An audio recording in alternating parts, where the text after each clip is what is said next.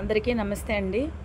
నిన్న సాయంత్రం ఎట్టకేలకి ఫైనల్‌గా మార్కులన్నీ రిలీజ్ చేశారు. కానీ ఏమనుకుంటున్నారంటే ఇదే ఫైనల్ అనుకుంటున్నారు. కానీ మెరిట్ లిస్ట్ వస్తుందండి. కట్ ఆఫ్‌లుంటాయి. ఇవన్నీ ఉంటాయి. ఇవన్నీ ఉండగా ఎవరెవరో అంచనాలు చెప్తున్నారు. ఆ అంచనాలు నమ్మి ఎందుకు భయపడుతున్నారు? ఇప్పుడు కొంతమందికి 80లు వచ్చాయి, కొంతమందికి 90లు వచ్చాయి అలా అంటున్నారు. కానీ 100లో ఇద్దరు ముగ్గురికే వస్తాయండి 80లు 90లు. 100కి 100 మందికి రావు. ఇప్పుడు 16,000 మందిలో 80 మార్కులు వచ్చాయి అంటే అందరికీ వచ్చివండి. 16,000 మందిలో 1,600 మందికి వస్తాయి అంతే. అందుకని అందరూ కంగారు పడొద్దు. ఎంతైనా ఉండొచ్చు కట్ ఆఫ్ అంచనాలు.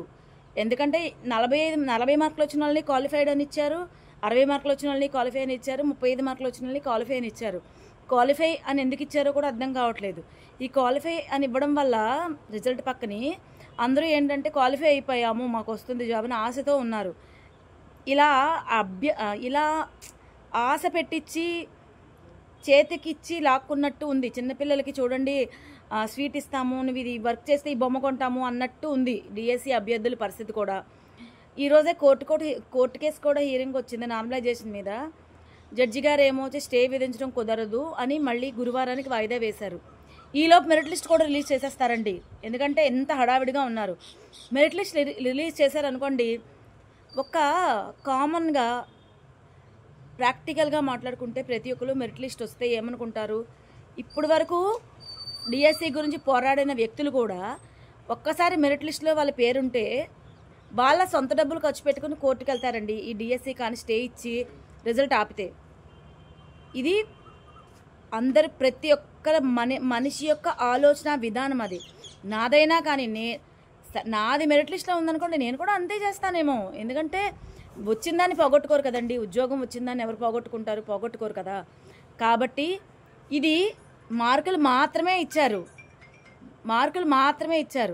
ఇది కట్ ఆఫ్ కాదు.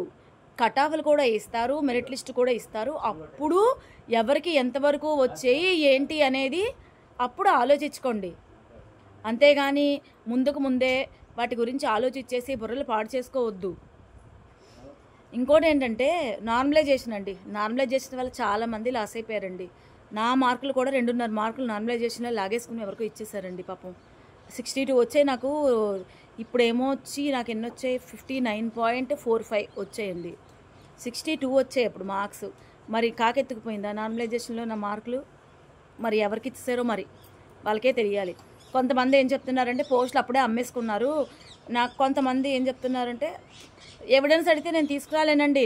నాలాంటి వాళ్ళు ఎవరు నాకు చెప్పిన మాటే నేను ఇక్కడ చెప్తున్నాను. అంతేగాని నేను ఎక్కడా చూసి చెప్పలేదు, నేను ఎవరికి డబ్బులు ఇవ్వలేదు ఉద్యోగం కోసం. కొంతమంది 25 లక్షల పోస్ట్ అన్నారు, కొంతమంది 45 లక్షలకు పోస్ట్ అంటున్నారు. ఒక అబ్బాయి అండి, అక్క నాకు ఎన్ని మార్క్స్ వచ్చాయిరా నీకంటే నాకు 68 వచ్చాయి అక్క అని చెప్పాడు. 68 వచ్చాయని చెప్పి రిజల్ట్ చూసుకుంటే అబ్బాయికి 38.9 మార్క్స్ వచ్చాయి. ఇన్ని మార్కులు ఎలా పోయాయని ఆశ్చర్యంగా ఉంది. నార్మలైజేషన్ అయినా కూడా ఇన్ని మార్కులు పోవు కదా. నార్మలైజేషన్లో ఇన్ని మార్కులు ఎక్కడ పోతాయి, పోవు. అందులోనే అబ్బాయి స్కూల్ అసిస్టెంట్, ఎస్జిటి కూడా కాదు. ఎస్జిటిలో అంటే పోనీ ఎక్కువ మార్కులు పోయాయి అనుకోవచ్చు. మళ్ళీ ఎస్జిటిలో నుంచి 17వ తారీఖు వాళ్ళకి మాత్రం మార్కులు, 13th వాళ్ళకి మార్కులు ఎక్కువ వచ్చాయి, 17th వరకు మార్కులు తీసేశారు అని ఒక కథనాలు వచ్చాయండి. అది ఎంతవరకు నిజమో నాకు తెలియదు. కానీ ఈ నార్మలైజేషన్ వల్ల చాలామంది లాస్ అయిపోయారండి.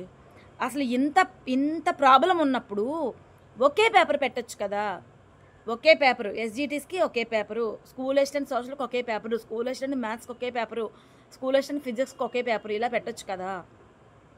ఫిజిక్స్ ఎన్ని సెషన్స్లో జరిగాయండి నాకు తెలియక అడుగుతున్నాను. ఒకే సెషన్లో జరిగిందని చాలామంది అంటున్నారు. ఎందుకంటే నేను సోషల్ కాబట్టి ఫిజిక్స్ ఎన్ని సెషన్స్లో జరిగిందని నాకైతే తెలియదు. కానీ నా రిలేటివ్ ఏం చెప్పిందంటే ఒకే సెషన్లో జరిగింది అని చెప్పింది. ఒకే సెషన్లో జరిగిన వాళ్ళకి నార్మలైజేషన్ ఎలా? అప్పుడు కూడా నార్మలైజేషనా అంటే ఆ పేపర్లో వచ్చిన వాళ్ళకి కూడా నార్మలైజేషన్స్ ఉంటాయా నాకు తెలియదు. కానీ ఒకే పేపర్ రాసిన వాళ్ళకి కూడా నార్మలైజేషన్స్ ఉంటాయా అంటే ఒకరికి అదే పేపర్ ఇచ్చి ఒక క్వశ్చన్ కొంతమందికి టఫ్ ఉంది, కొంతమందికి ఈజీ ఉందని నార్మలైజేషన్ చేశారా? ఇలాంటివి చాలా అవకతవకలు ఉన్నాయండి. ఈ అవకతవకలు మరి ఎవరిని ప్రశ్నించాలో మాకు తెలియదు.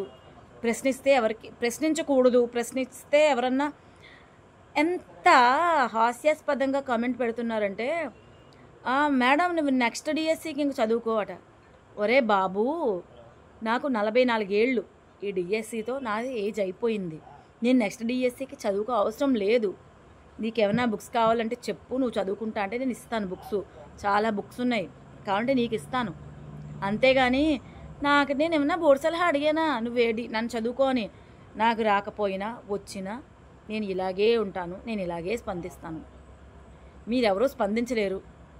ఎవరన్నా మీతో తరపున మాట్లాడే వాళ్ళు పడి మీద పడి ఏడుస్తారు కొంతమంది. ఇది కొంతమంది ఒక కుసంస్కారం, బుర్ర తక్కువ ఆలోచనలు ఇలా ఉన్నాయండి. ఇప్పటికీ అర్థం కావట్లేదు. 2024లో ఫీజు కట్టిన వాళ్ళ పరిస్థితి ఏంటో తెలియట్లేదు. వాళ్ళకి డిఎస్సికి అవకాశం కల్పించలేదు. ఈ నార్మలైజేషన్ అన్నారు, ఆ పరిస్థితి ఏంటో తెలియట్లేదు. కోర్టుకు వెళ్ళారు. కోర్టుకు వెళ్ళిన తర్వాత కూడా మరి నార్మలైజేషన్లో ఈరోజు తీర్పు అన్నారు, ఈరోజు లేదు, మళ్ళీ గురువారానికి వాయిదా. ఈ లోపు మెరిట్ లిస్ట్ కూడా ఇచ్చేస్తారు. మెరిట్ లిస్ట్ ఇస్తే కోర్టుకు వెళ్ళాలి. నార్మలైజేషన్ మీద డబ్బులు వసూలు చేయడానికి, నార్మలైజేషన్కి కోర్టు ఫీజు ఇవ్వడానికే చాలా తంటాలు పడ్డారు ఈ నిరుద్యోగులు, డిఎస్సి నిరుద్యోగులు అందరూ.